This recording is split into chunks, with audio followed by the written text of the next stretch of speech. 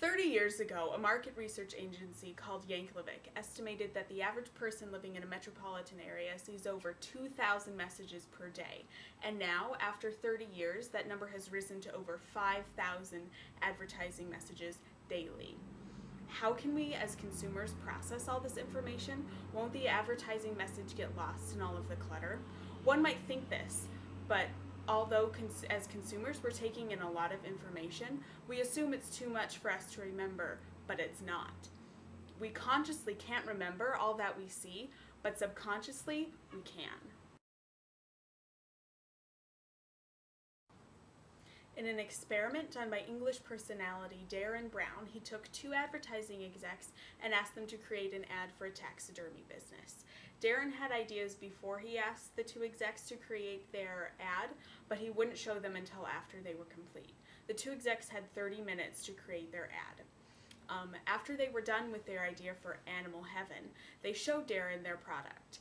And then, after seeing what the execs had come up with, Darren showed them his ideas from before, which the execs hadn't seen the entire time they were creating their ad campaign. Shockingly, the 2 ads were very similar. How can this be? Because the execs had not seen Darren's ideas before. Well, on the cab ride to the office, Darren had inserted subliminal messages into the exec surroundings. They didn't realize what they were being influenced by, but the subconscious remembered the things that they saw on the way to the office, and that's how they created their ad for the taxidermy business. Lots of people think that subliminal messages are those hidden within advertisements, things that we can't outright see. I beg to differ. I think that subliminal messaging is the messaging that's in our face, everywhere, every day. Lydia Kaplan-Thaler, of the chief executive of Kaplan-Thaler Group, said, "We can never know where the consumer is going to be at any given point, so we have to be everywhere." It's this type of everywhere advertising that sticks in our subconscious because we're exposed to it so much.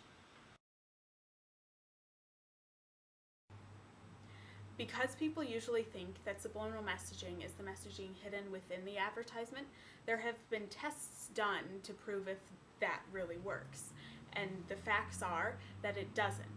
However, there have also been testings on advertising and the exposure and the amount of it. For example, like cigarette ads, and that does affect the consumer's purchase of the product.